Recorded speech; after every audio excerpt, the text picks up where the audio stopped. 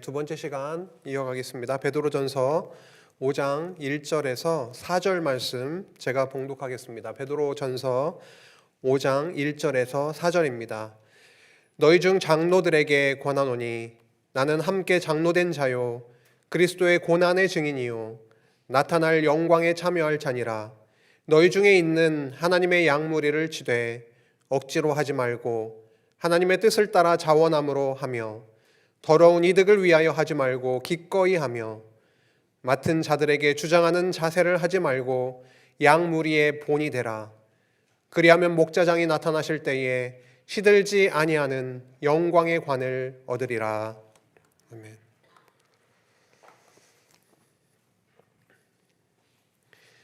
이제 베드로전서 마지막 시간입니다. 오늘 두 번째 시간을 통해서 베드로전서 말씀 마무리가 되겠는데요.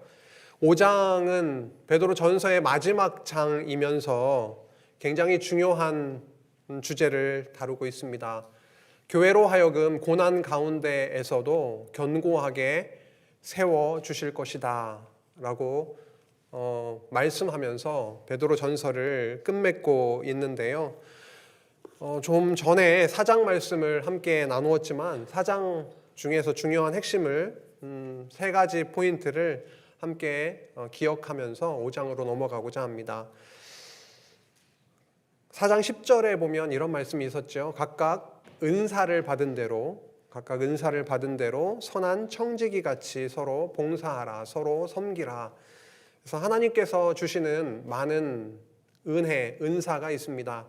그 은사를 통해서 말을 할 때나 말씀을 전할 때나 아니면 봉사할 때나 그 무엇을 하든지 모든 일에 선한 청지기 같이 서로 섬겨라, 봉사하라 이렇게 말씀합니다.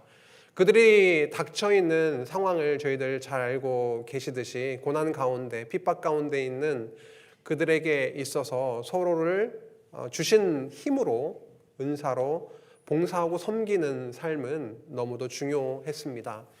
그리고 그들에게는 조금 있으면 닥칠 불시험이 있었습니다. 로마에 의해서 그들은 얼마나 큰 핍박과 고난을 당했는지 모릅니다. 그 불시험, 하지만 그 불시험이 그리스도의 고난에 참여하는 것이기 때문에 오히려 즐거워하라 이렇게 말씀합니다. 전 시간에 말씀드렸듯이 이것을 어떻게 저희의 이성으로 쉽게 받아들일 수가 있겠습니까?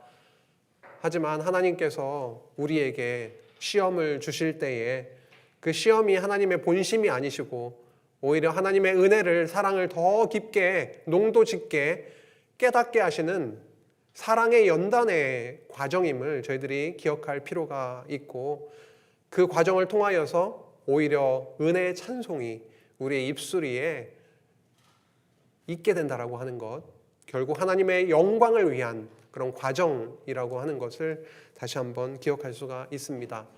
그래서 시험 가운데 있는 성도라면 4장 19절 끝절에서 말씀하고 있듯이 미쁘신 그 신실하신 전능한 창조주 하나님께 그의 영혼을 의탁할지어다라고 하면서 4장 말씀이 마무리되고 있었습니다. 이제 5장 마지막 장으로 넘어갑니다. 5장은 고난 중에서도 하나님께서 경고한 고난 가운데 있는 교회가 위태위태하고 언제 넘어질지 모르는 그런 상황이지만 하나님은 미쁘시기 때문에 그리고 전능한 창조주이시기 때문에 그 교회가 넘어지지 않게 오히려 회복시키시고 붙들어 주시고 견고하게 세우시겠다 이렇게 말씀하고 있습니다. 그 세우심의 과정에서 대상들을 하나하나 이렇게 짚으시면서 또 베드로를 통해서 선포하게 하신 말씀이 있습니다. 먼저 장로들에게 말씀을 하고 있습니다. 너희 중 장로들에게 권하노니 나는 함께 장로된 자요 그리스도의 고난의 증인이요 나타날 영광에 참여할 자니라. 베드로는 성도들 가운데 있는 장로들을 이렇게 대상으로 하면서 나 또한 장로다 이렇게 말합니다. 그래서 장로는 나이 든 자 이렇게 생각하시면 좋겠습니다.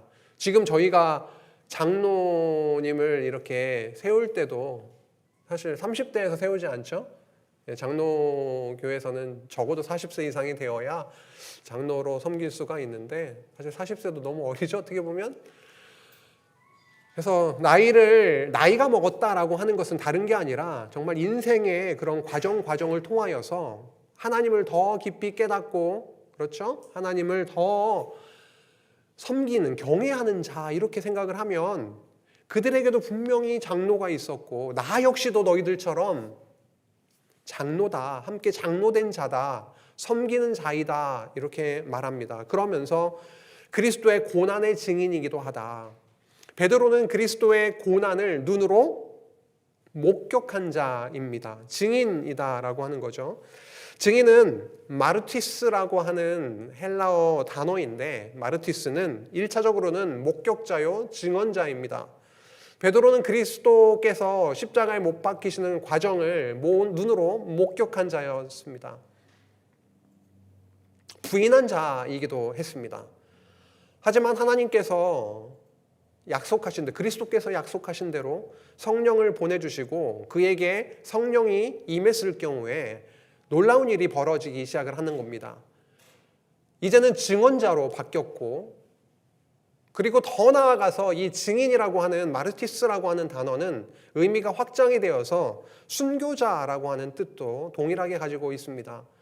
베드로 역시도 그랬습니다. 증언자로 서게 되었고, 사도행전 초반부에 베드로의 그 복음을 전파하는 내용들이 풍성하게 나와 있듯이 이제는 부인했던 배반자가 아니라 성령의 능력에 힘입어서 그리스도를 이제 증언하는 자로, 나이 든 장로로 부름받아 이제 말씀을 들고 하나님의 그 복음을 증언하는 자로, 더 나아가서 증언하는 과정에서 순교하는 자로 그렇게 부름을 받은 자다라고 합니다. 실제로 베드로는 로마에서 십자가에 거꾸로 매달려서 십자가형을 받았다라고 전승에 의하면 그렇게 되어 있고, 익히 저희들이 알고 계시듯이 베드로 성당, 성 베드로 성당이 바로 그 밑에 베드로의 무덤이 있다, 이렇게 알려져 있습니다.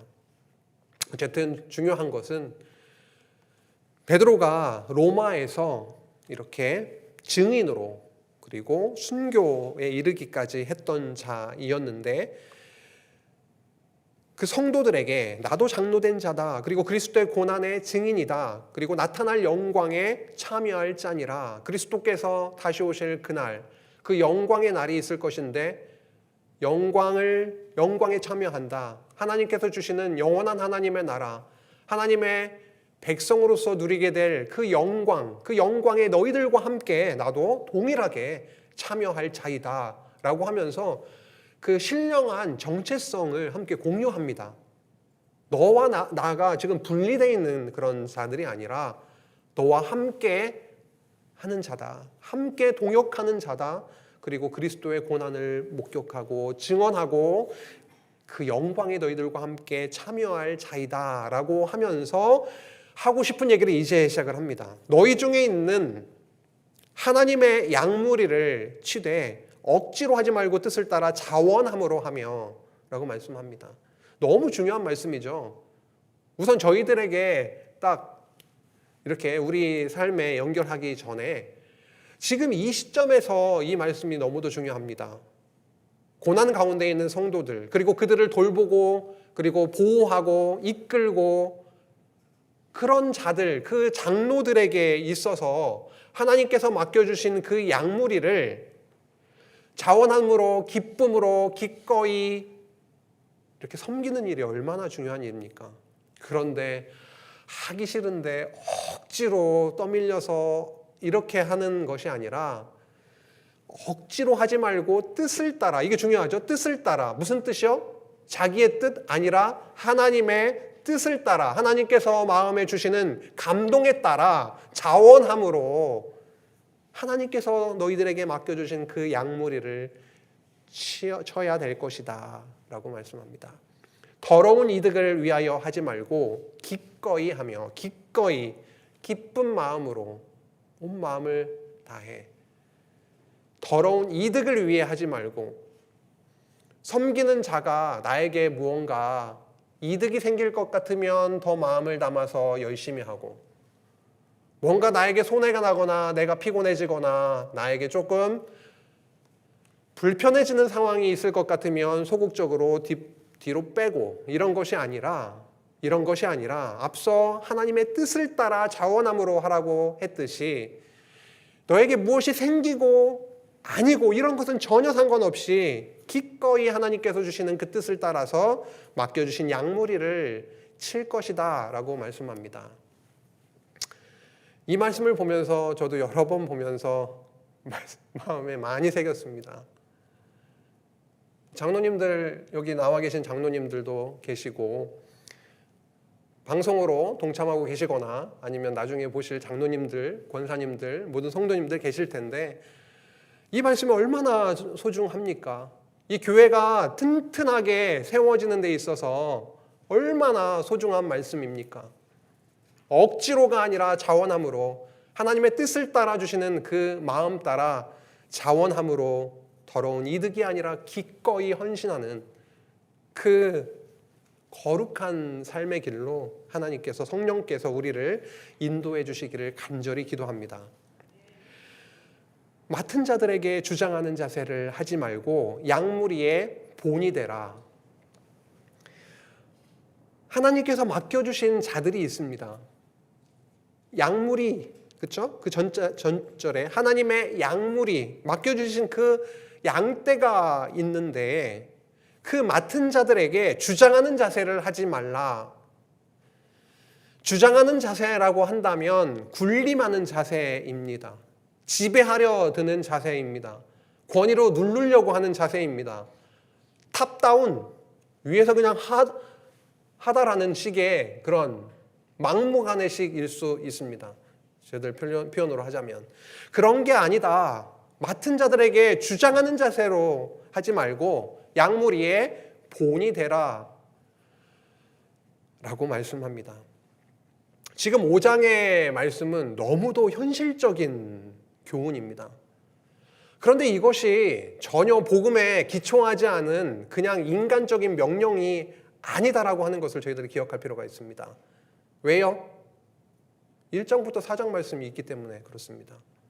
1장부터 3장까지만 복음의 실질적인 복음의 내용만 딱 던져놓고 알아서 해, 이게 아닙니다. 하나님은 그렇게 그 역사를 이끌어 오시지 않았습니다.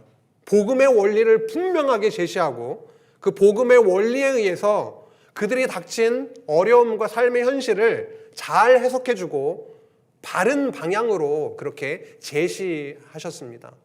그렇게 돼야 교회가 바로 서고 굳건해지고 그러한 고난 가운데에서도 넘어지는 것이 아니라 굳세게 세워지는 것이기 때문입니다.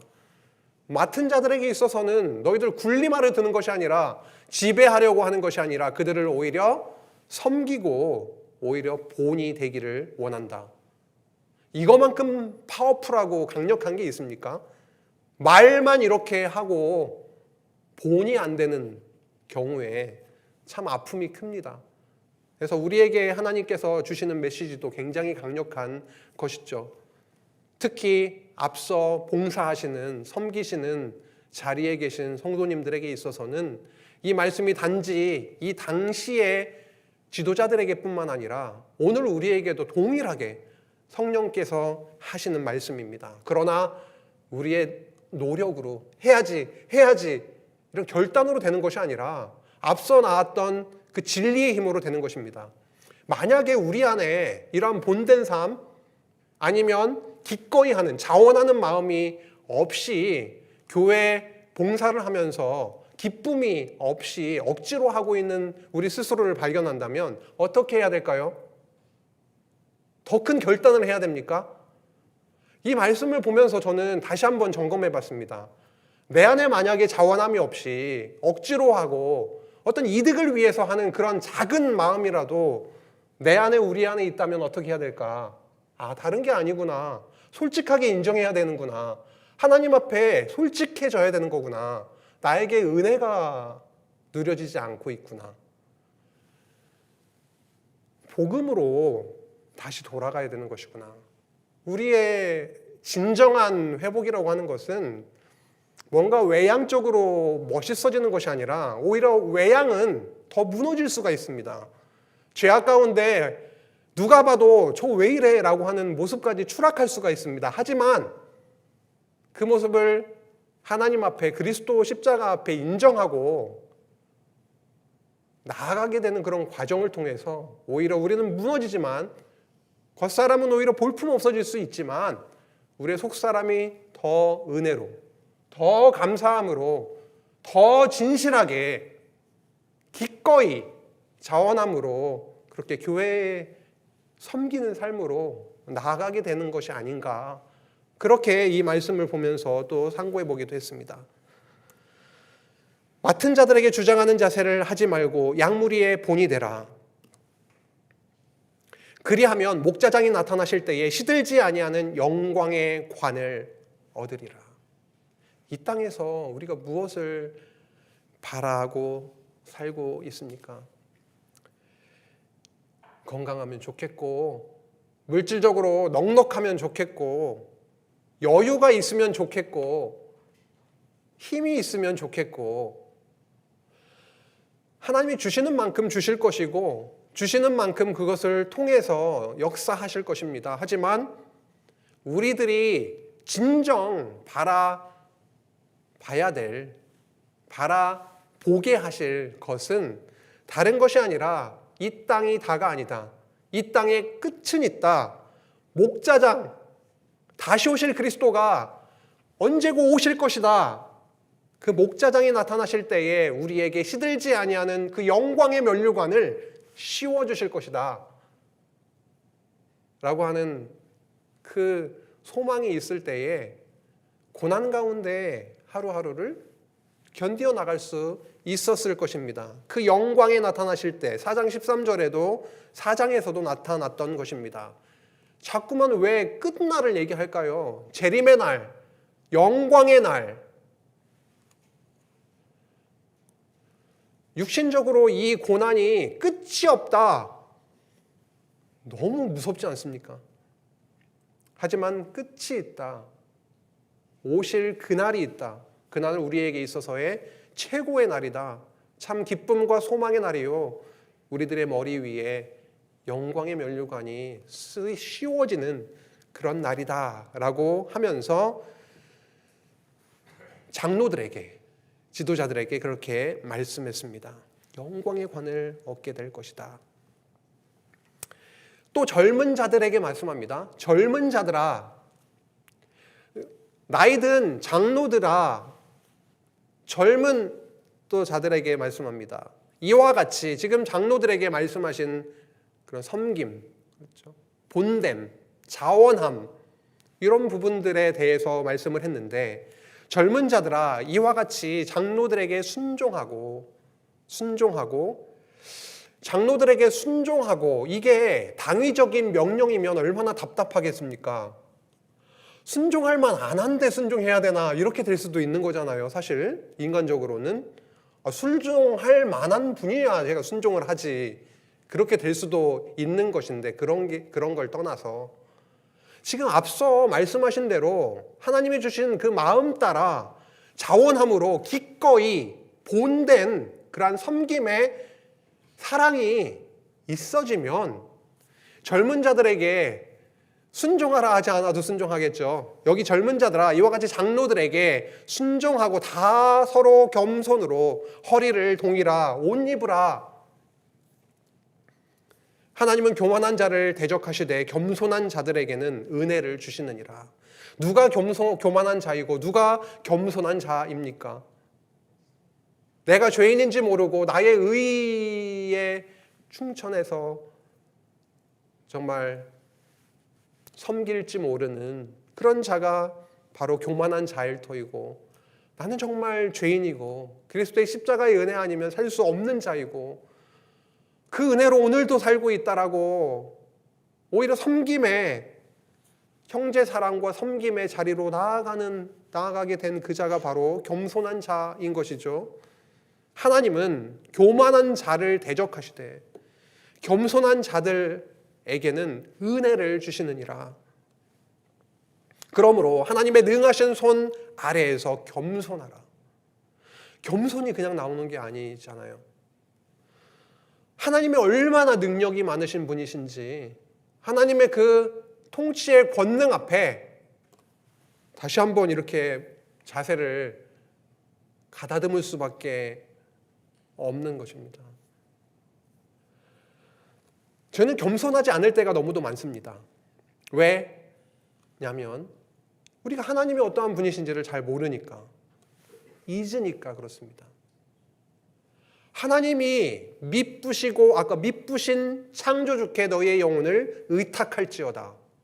하나님이 그러한 분이시다라고 하는 것이 너무 확실하게 저희들에게 깨달아지고 인정이 되면 그러한 분 앞에, 그리고 그러한 분이 독생자를 이 땅에 보내셔서 십자가에 못 박아 피 흘려서 내 아들이다라고 선택한 지체에게 어떻게 함부로 할 수가 있겠습니까? 겸손해질 수밖에 없는 거죠. 서로 겸손하라 라고 하는 게 그러한 맥락인 것입니다. 하나님의 능하신 손 아래에서 바로 겸손하라. 때가 되면 너희를 높이시리라. 고난 가운데 핍박당하고 능욕당하고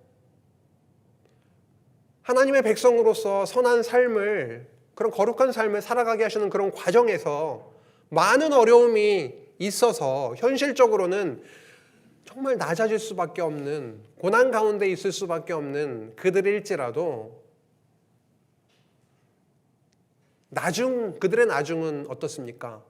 확실하게 보장된 저 하나님의 나라 유업이 그들에게 있고, 그리스도가 이 땅에 오시는 마지막 날이 분명히 있고, 심판대 앞에서도 그 앞에서도 당당하게 하나님, 우리는 죄인이지만 하나님의 아들로 인해서 주신 은혜가 너무도 큽니다. 저 유업이 있습니다. 얼마나 높여 주시겠습니까? 하나님의 능하신 손 아래에서 겸손하라. 때가 되면 너희를 높이시리라. 소망의 말씀을 이제 5장 끝부분에서 더 이렇게 하고 있습니다. 그들은 육신적으로는 소망이 없는 자들입니다. 염려가 너무 많은 자들이에요. 오늘 죽을지, 내일 죽을지, 불시험이 온다고 하는데 내가 사자밥이 될지, 나무에 매달려서 불에 타 죽을지. 육신적으로는 너무 많은 치열함이 있습니다. 너희 염려를 다 주께 맡기라. 그 염려를 때로는 저희가 다 지고 가며 사는 것 같아요. 그러나 그 염려는, 오늘 염려는 다 오늘로 하고, 내일은 또 하나님께 다 맡기고, 모든 염려를 다 주께 내려놓게 될 때 우리의 짐이 너무 가볍고 고난 가운데 있어도 오히려 소망이 생기는 것입니다. 너희 염려를 다 주께 맡기라. 이는 그가 너희를 돌보심이라. 아멘. 그가 우리를 돌보십니다. 그가 그들을 돌보십니다. 그들이 고난 가운데 있을지라도 그들의 머리 위에 하나님의 영, 성령께서 함께 하신다고 4장에 분명히 말씀하셨고, 염려를 다 내려놓고 주께 맡기라. 왜냐하면 그가 너희를 돌보시기 때문이다. 근신하라, 깨어라. 너희 대적 마귀가 우는 사자같이 두루 다니면서 삼킬 자를 찾나니. 에덴 동산에서 뱀이 나타나서, 마귀가 나타나서, 사단이 나타나서 꾀모로 인해 선악과를 따먹고 다 영적으로 죽음 받았습니다. 소망이 없는 자들이 되어버렸습니다. 그때 이후로 우리는 소망이 없는 자들이었습니다. 어둠 가운데 다 죽었던 자들입니다. 하지만 예수 그리스도 하나님의 아들, 베드로전서에서 그렇게 강조하고 있는 그리스도의 보배로운 피로 말미암아, 피 흘리심으로 말미암아 우리는 하나님의 엄청나게 소중한 백성이 되었습니다. 너희는 택하신 족속이요, 왕 같은 제사장들이요, 거룩한 나라요, 그의 소유된 백성이다. 너희를 그 어두운 데서 불러내어서 그 기이한 빛에 들어가게 하셨다. 그 기이한 빛을 선포하게 하려고 한다. 너희들은 전에는 하나님의 백성이 아니었는데 이제는 하나님의 백성이지 않느냐. 전에는 하나님의 그 긍휼을 얻지 못하였던 자들인데 이제 긍휼을 얻은 자들이다 라고 하면서 말씀합니다. 그렇게 된 자들인 거죠. 그런데 지금 이 말씀을 전해 듣는 성도들에게 있어서도 순간순간 대적마귀가 틈을 노리고 있습니다. 너희 대적마귀가 우는 사자같이 그렇게 두루 다니면서 저놈을 삼킬까 이놈을 삼킬까 순간순간 보고 있는 그런 상황을 이렇게 표현을 하고 있습니다. 성령께서 우리를 붙들어 주시지 않으면 완전히 사단의 밥이 될 수밖에 없습니다. 어떻게 우리가 우리의 마음을 딱 안정되게 유지할 수가 있습니까? 성령께서 말씀으로 계속 공급해 주시고 여호와의 미쁘심과 전능하심을 또 그 은혜를 우리가 누리게 될 때 대적마귀가 틈탈 수 없습니다. 너희 대적마귀가 이렇게 삼킬 자를 찾나니 너희는 믿음을 굳건하게 하여 그를 대적하라. 그를 대적하라. 부담스러우십니까? 우리가 대적하려고 하니까 부담스러운 거죠. 내가 대적할 수 있다라고 그렇게 착각하니까 두렵습니다.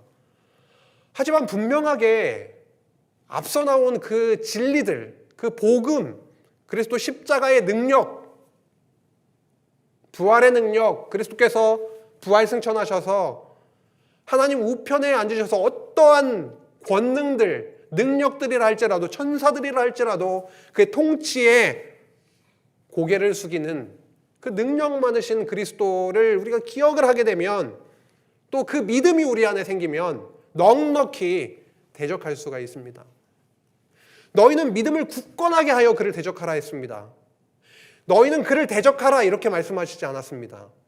너희는 믿음을 굳건하게 하여 스스로 믿음을 굳건하게 하여 너희들의 능력과 노력으로 굳건하게 하라라는 말씀도 당연히 아니죠. 믿음도 하나님이 주시는 선물이니까 그 주시는 믿음 안에 굳건하게 세워져서 대적을 그 마귀를 사단을 대적하라. 이는 세상에 있는 너희 형제들도 동일한 고난을 당하는 줄을 알미라. 너희들뿐만이 아니라 많은 이 형제들이 이러한 고난 가운데 사단의 그러한 삼킴, 누구를 삼킬까 하는 그러한 어려움 가운데에 고난 가운데 있다. 하지만 믿음을 굳건하게 하여서 그 사단을 대적하라, 대적하게 해주겠다라고 말씀하십니다.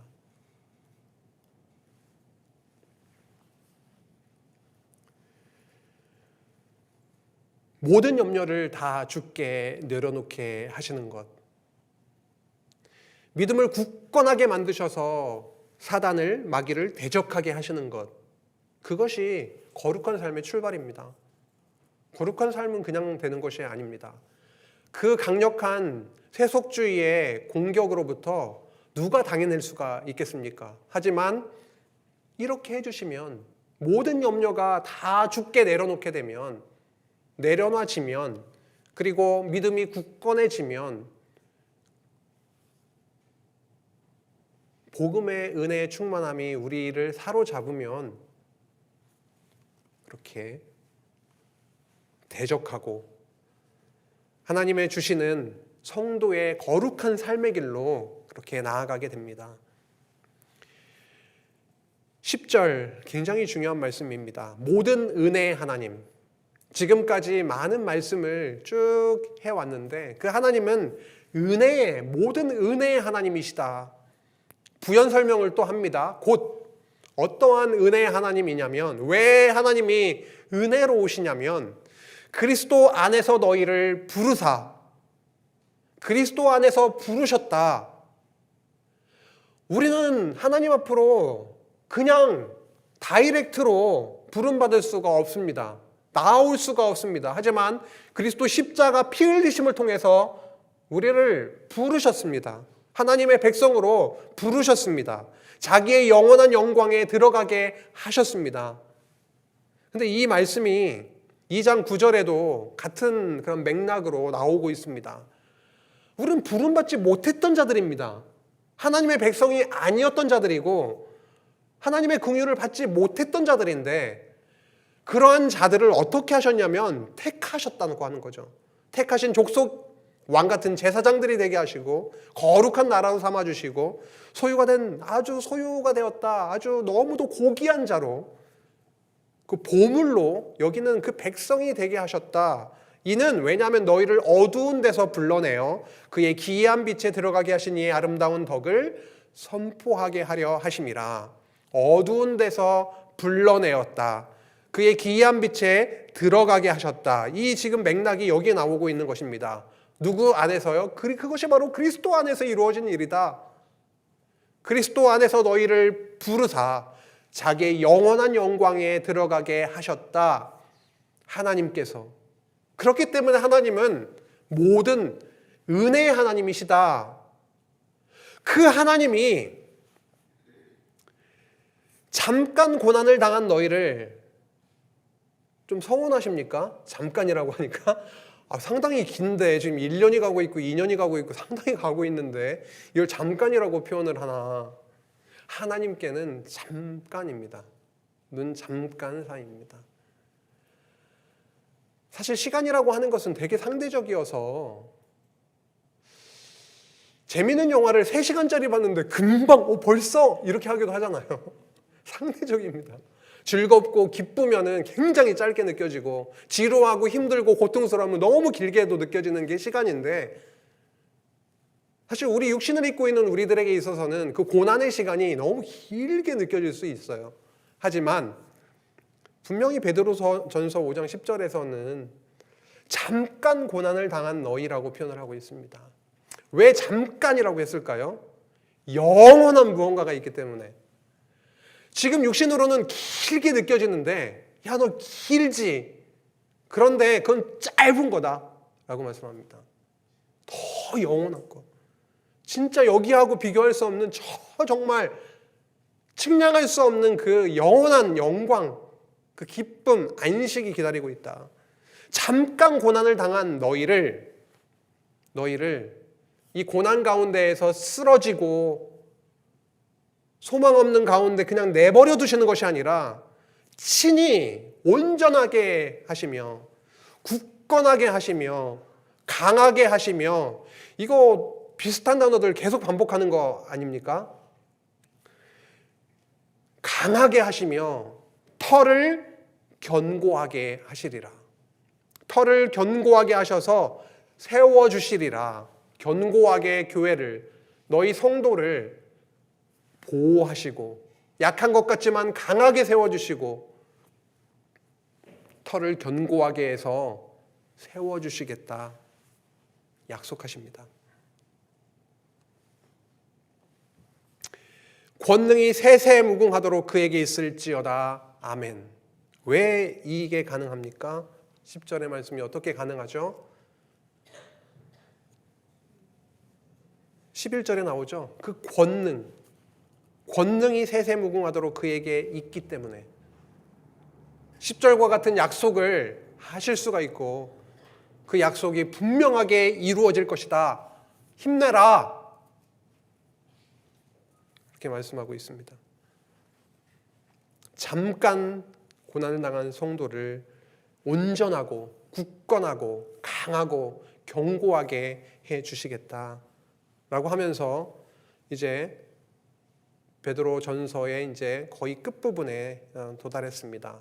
5장 12절 내가 신실한 형제로 아는 실로아노로 말미암아 너희에게 간단히 써서 권하고 이 말씀 서신을 써서 실로아노 편을 통해서 너희들에게 이렇게 전한다.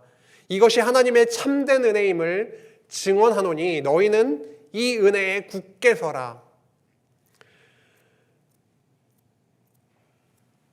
베드로전서가 몇 장으로 되어 있습니까? 5장으로 되어 있습니다.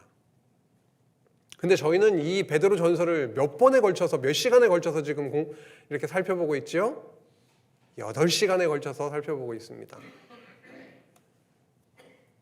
이렇게 좀 자세히 보는 것도 의미가 있습니다, 분명히.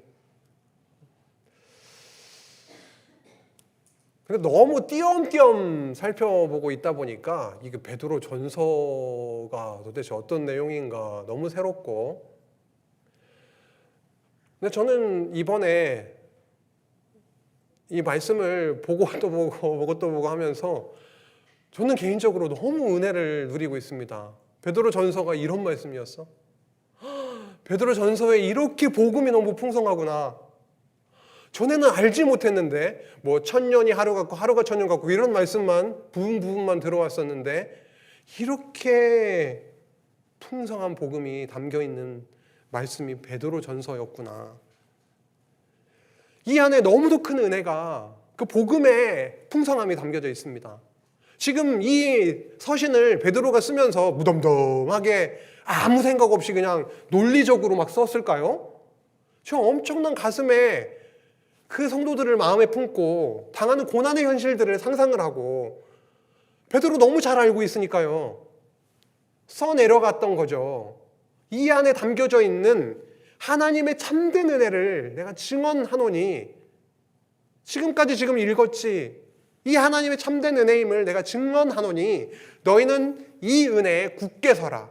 너희들이 설 수 있는, 너희들의 베이스가 될 수 있는, 너희들이 믿고 설 수 있는 그 받침대는 아무것도 없고 이 말씀 안에 담겨져 있는, 이 편지에 담겨져 있는 그 복음의 그 은혜에 굳게 서기를 바란다. 다른 거 소망 없다. 이 복음 안에 굳게 설 때에 너희들이 당하는 그 고난도 넉넉하게 저 유업을 바라보며 산소망 가운데 견뎌낼 수 있다.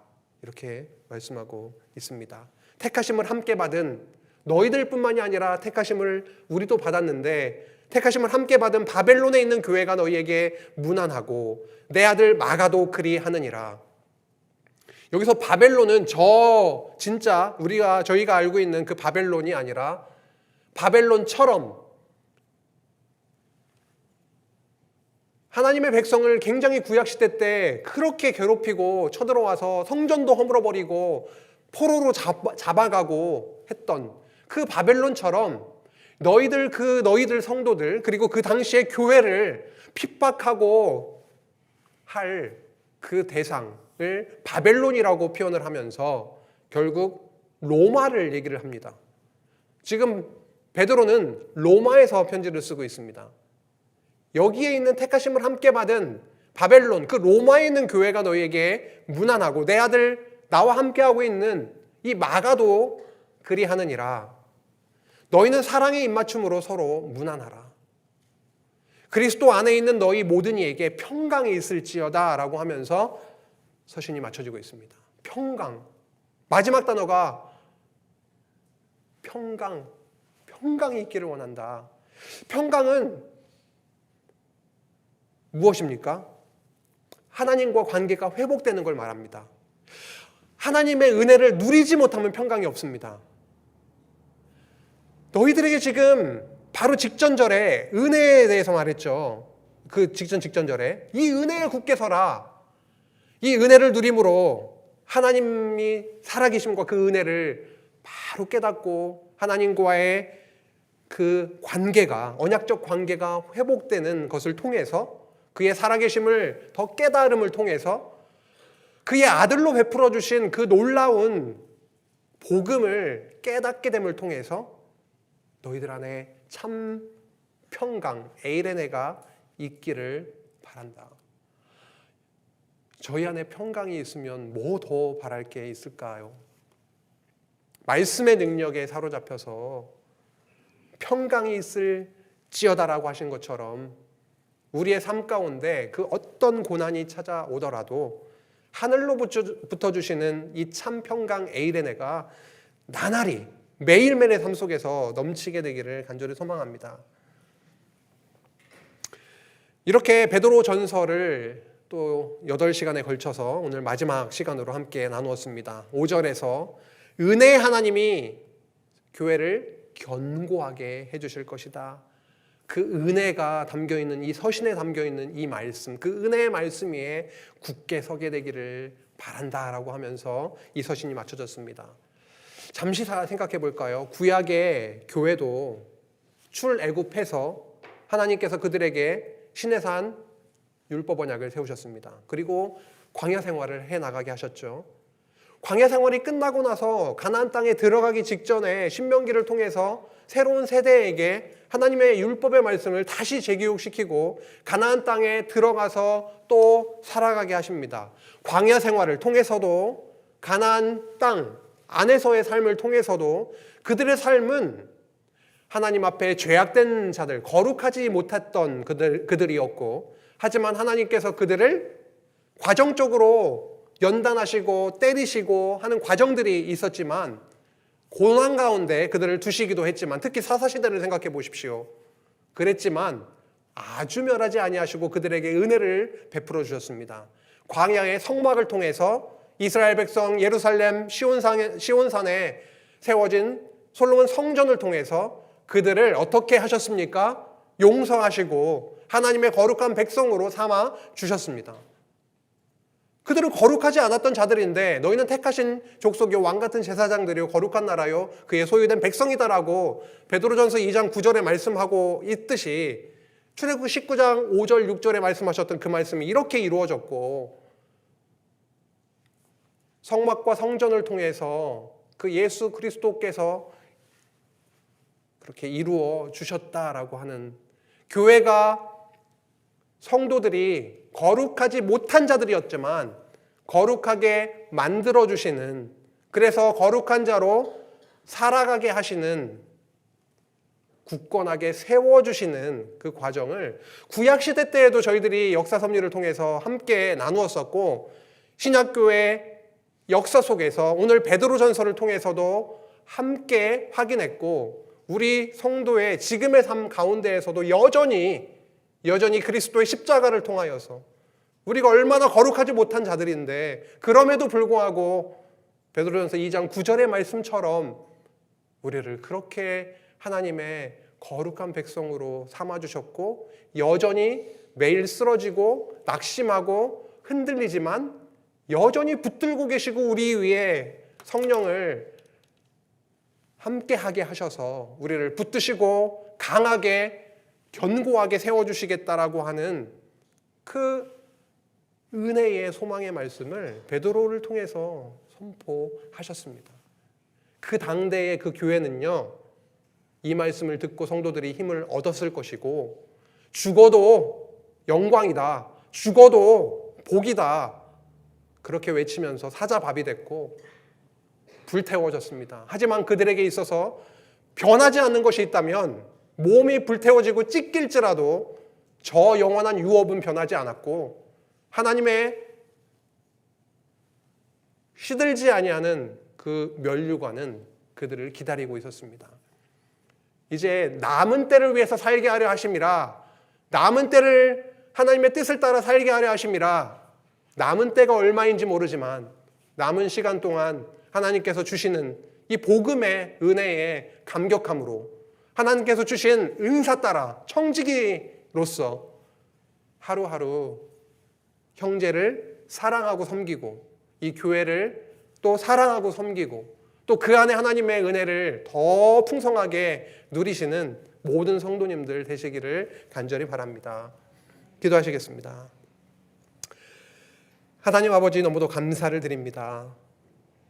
베드로전서 말씀을 통하여서 저들이 얼마나 거룩하지 못하였던 자들임을 다시 한번 깨달았고, 또 반면에 우리를 너무도 사랑하셔서 왕같은 제사장들로 그의 소유된 백성으로, 하나님이 언약하신 그 나라의 백성으로, 일원으로 불러주셨다라고 하는 것을 너무도 깊이 깨달았습니다.